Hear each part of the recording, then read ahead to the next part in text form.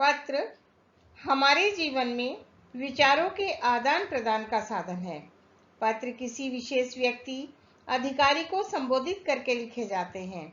आवश्यकता और स्थिति के अनुसार पत्र अनेक प्रकार के होते हैं। इस प्रकार सभी पत्रों को दो वर्गों में विभाजित किया गया है। पहला है अनौपचारिक पत्र।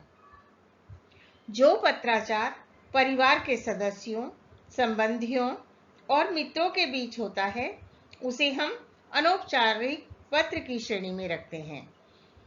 अनौपचारिक पत्र क्या होता है और इसे कैसे लिखा जाए, इस पर एक वीडियो पहले ही डाला जा चुका है, आप वहां जाकर इसे देख सकते हैं। दूसरा है औपचारिक पत्र। आज हम इसी पर चर्चा करने वाले हैं। औपचारिक पत्र उन लोगों को लिखे जाते हैं जिनसे हमारा व्यक्तिगत या पारिवारिक संबंध नहीं होता है। औपचारिक पत्र की मुख्य बातें जान लेते हैं।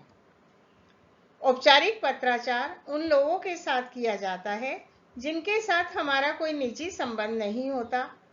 औपचारिक पत्र लेखन में मुख्य रूप से संदेश, सूचना एवं तथ्यों को ही अधिक महत्व दिया जाता है। पत्रों में केवल काम से संबंधित बातों पर ध्यान दिया जाता है।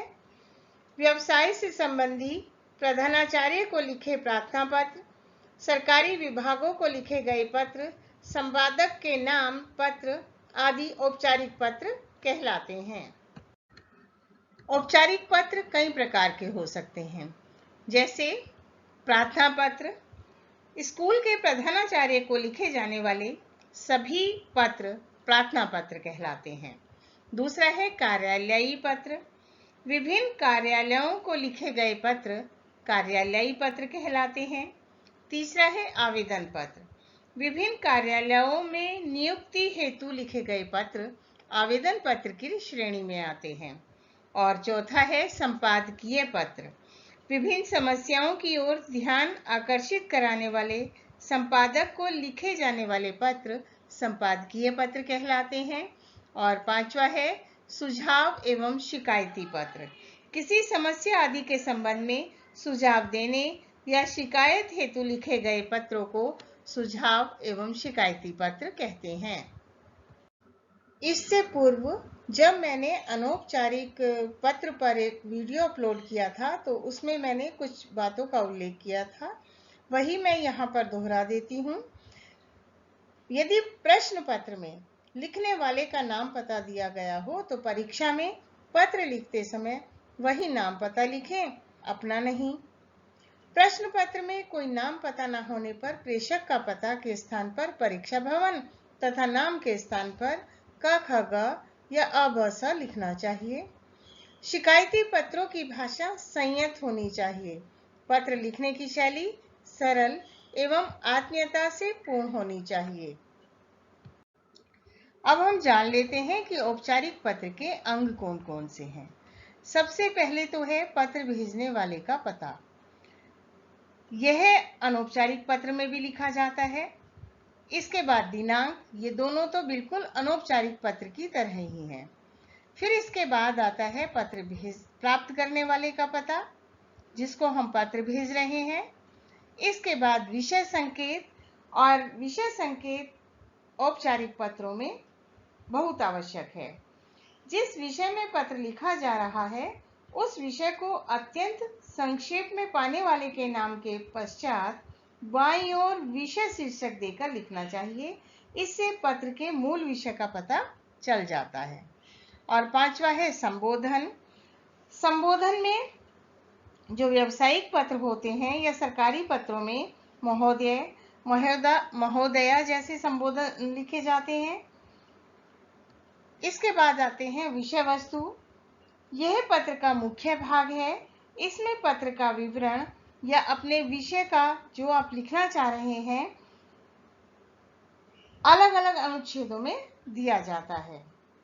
और इसके बाद है अभिवादन। जब पत्र में हम अपनी बात लिख लेते हैं तो अभिवादन करते हैं। अभिवादन में यहाँ पर भवदीय, आपका कृपाकांक्षी, शुभचिंतक आदि लिखकर इसके बाद जो लेखक है वह अपने हस्ताक्षर करता है। तो औपचारिक पत्र लिखते समय हमें इन बातों का ध्यान अवश्य रखना चाहिए। अब दिए गए प्रारूप के अनुसार पत्र को लिखने का प्रयास करते हैं। विषय है अपने क्षेत्र के पेड़ पौधों की अनियंत्रित कटाई को रोकने के लिए जिला अधिकारी को पत्र लिखिए। तो जैसा कि मैं पहले ही बता चुकी हूं कि सबसे ऊपर बाईं ओर हम जिसको जो पत्र लिख रहा है वह अपना पता लिखता है। उसके बाद दिनांक आ जाती है। फिर जिसको हम पत्र लिख रहे हैं उसको हम उसका पता भी लिखते हैं और उसे संबोधित भी करते हैं। सेवा में जिलाधिकारी, दिल्ली। फिर इसके बाद विषय लिखना बहुत जरूरी होता है। औपचारिक पत्रों में विषय लिखना बहुत जरूरी होता है, क्योंकि यहाँ संक्षेप में लिखा जाता है कि यह पत्र किसके लिए लिखा गया है। तो यह पत्र पेड़ पौधों की अनियंत्रित कटाई के लिए लिखा गया है। विषय हमने लिख दिया है। अब आते हैं संबोधन की ओर। महोदय, विषय वस्तु, मैं दिल्ली निवासी दिनेश आपका ध्यान पेड़ पौधों की अनियंत्रित कटाई की ओर दिलाना चाहता हूं। दिल्ली और इसके आसपास अनेक उद्योग पनप रहे हैं, अतः जमीन हथियाने के लिए पेड़ पौधों की कटाई लगातार जारी है। इससे पर्यावरण पर बुरा असर पड़ रहा है। इसलिए वनों की कटाई को रोकने के लिए तुरंत कुछ उपाय करने की आवश्यकता है। आपसे विनम्र प्रार्थना है कि आप पेड़ों की निरंतर कटाई को रोकने के लिए कारगर उपाय करेंगे। धन्यवाद। फिर इसके बाद आ जाता है भवदीय, अपना नाम लिखता है वह दिनेश ठाकुर, और उसके बाद अपना पता भी लिखता है, हस्ताक्षर करता है और फिर अपना पता लिखता है। संयोजक, वृक्षारोपण मोर्चा, दिल्ली, दिनांक 5 जून 2023।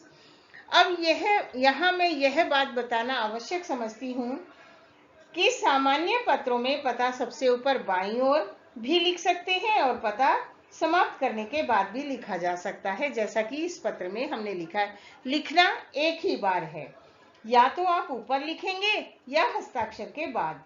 वीडियो को इस आशा के साथ समाप्त करती हूँ कि औपचारिक पत्र कैसे लिखे जाते हैं आप सीख गए होंगे। बच्चों, चैनल सब्सक्राइब अवश्य करें और लाइक करना भी ना भूलें।